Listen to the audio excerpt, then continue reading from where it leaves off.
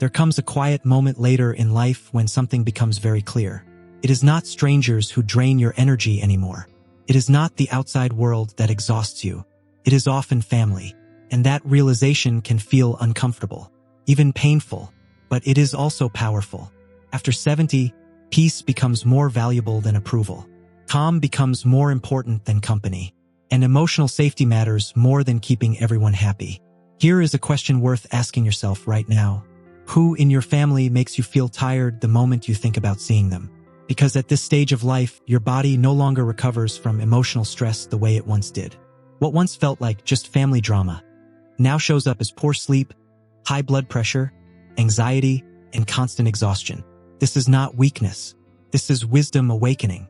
In this video, we will talk about 6 types of relatives you may need to keep at a distance after 70 if you want a peaceful and happy life. These relatives may not look harmful on the surface. Some may even seem loving. But over time, they quietly drain your confidence, your joy, and your health. Protecting your peace is not selfish. At this age, it is survival. Let us begin. Number 1, the constant critic. Every family seems to have one. The relative who always has something to say about how you live, how you eat, how you dress, or how you manage your life. They often begin their sentences with phrases like, "I am only saying this because I care," or "I am just being honest with you." But honesty without kindness is not care. It is control. When you were younger, you may have brushed off their comments. You had energy. You had distractions. You told yourself it was not worth reacting. But after 70, criticism hits differently. It lingers, follows you home. It replays in your mind at night, tightens your chest and steals your sleep. There was a man named Robert, 78 years old, who stopped attending family lunches because his sister never missed a chance to comment on his weight, his health, or his appearance. One day, he said something that stayed with me. "I realized I was not visiting family anymore. I was volunteering for pain." After he stopped attending, something unexpected happened. His life did not become lonely. It became lighter. He slept better. He laughed more. His body relaxed. The constant critic feeds on reaction. Once you stop reacting, their power disappears. You do not need to argue. You do not need to explain. You simply step away. At this stage of life, you do not need to prove who you are. You need to protect who you have become. Number 2, the financial leech. This relative rarely visits without a reason. They arrive with warmth, kindness, and concern. But beneath the smiles is an expectation. Money, favors, help, support. They say it is temporary. They say it is just this once. They say family helps family. And at first, helping feels good. You worked hard your entire life. You want to be generous. You want to feel useful. But the financial leech never takes once. They return again and again. What starts as kindness slowly turns into stress. What feels like generosity turns into obligation. After 70, your finances are not just numbers. They are your independence, your healthcare, your peace of mind.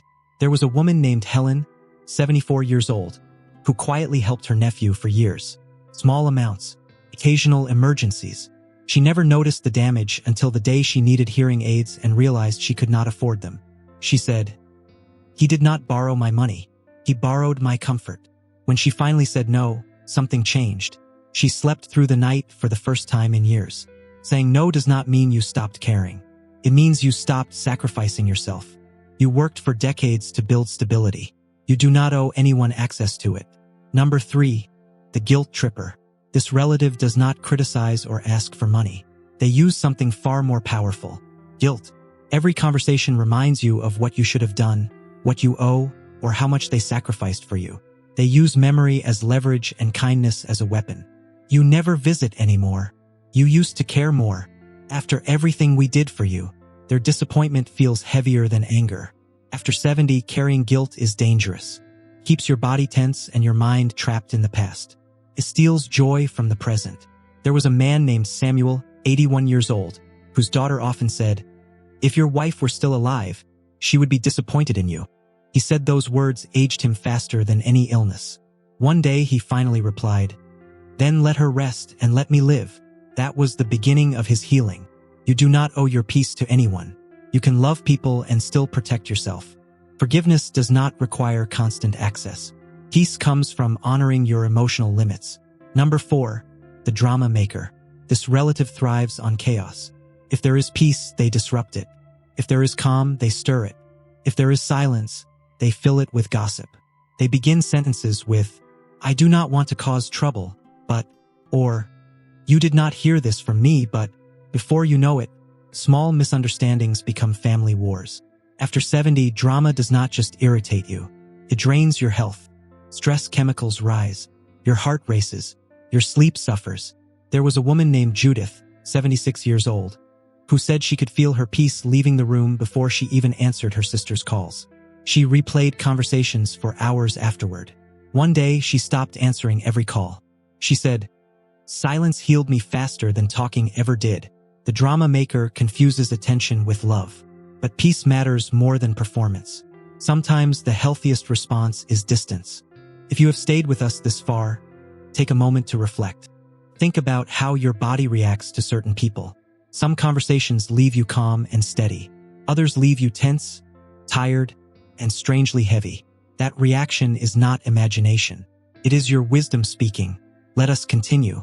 Number 5, the emotional vampire. This relative does not ask for money. They do not openly criticize you. They do something quieter, but far more exhausting. They drain your emotional energy. Every conversation becomes a long report about their problems, their health, their disappointments, their worries. They rarely ask how you are because they are too busy unloading how hard their life feels. At first, you listen out of love. You offer comfort. You give reassurance. But after each call, something feels off. You feel empty, slower, less joyful. That is the sign of an emotional vampire. At this stage of life, your energy is precious. Emotional exhaustion affects your immune system, your memory, your sleep, and even your ability to feel happiness.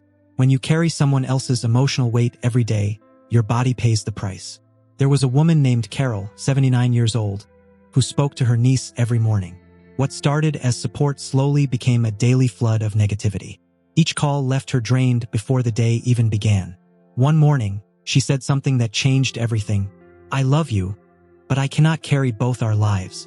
It was difficult, but within weeks, she noticed something beautiful. Her mornings felt peaceful again. Her energy returned. Her smile came back. Compassion needs boundaries. You can care without absorbing pain. You can listen without carrying the burden. You can love someone and still say, "Not today." Protecting your emotional space is not selfish. It is wise. Number 6, the pretender. This is one of the most dangerous types because they hide in plain sight. The pretender appears kind. They smile. They speak softly. They seem supportive in public. But underneath that surface lies resentment, judgment, or quiet hostility. Their words sound polite, but they plant doubt. "You look good for your age. You still remember so much. We worry about you living alone." These comments seem harmless, but they slowly make you question yourself, your memory, your independence, your worth. The pretender does not attack openly. They erode quietly. As you grow older, your intuition becomes sharper. Some people leave you feeling lighter. Others leave you unsettled, even if you cannot explain why. That unease is information. Listen to it. There was a man named Frank, 82 years old, whose cousin always complimented him in strange ways. For years, he laughed it off. One day, he realized every compliment carried an insult. He said, "I was letting him age me faster than time itself." When Frank stopped answering those calls, he noticed clarity returning to his mind. His confidence strengthened.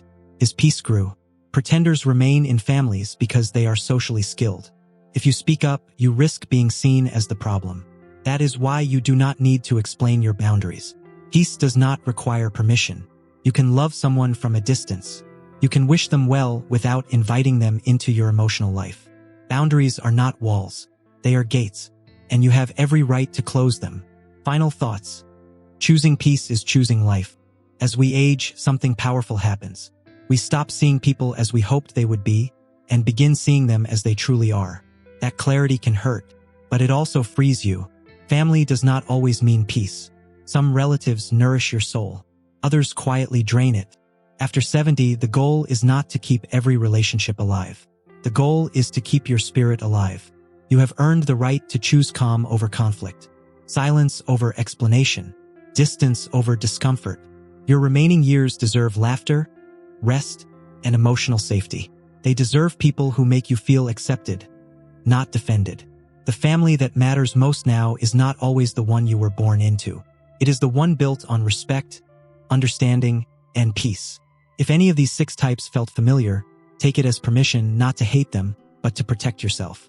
Emotional boundaries are not acts of cruelty. They are acts of survival. Sometimes letting go of the wrong people is how you finally make space for the right ones. If this message spoke to you, take a moment and share your thoughts in the comments. Tell us which point resonated most and why. Your experience may help someone else feel less alone. If you are watching and quietly nodding, know this: you are not difficult, you are not selfish, and you are not wrong for wanting peace. If you believe more people deserve to hear this message, please like this video and share it with someone who may need it today. And if you want more honest, thoughtful guidance about aging with dignity, wisdom, and calm, subscribe to AgeWise and turn on the notification bell. New videos are created to support you in living your later years with clarity, confidence, and peace.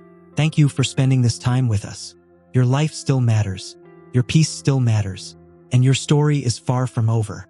We look forward to seeing you in the next video.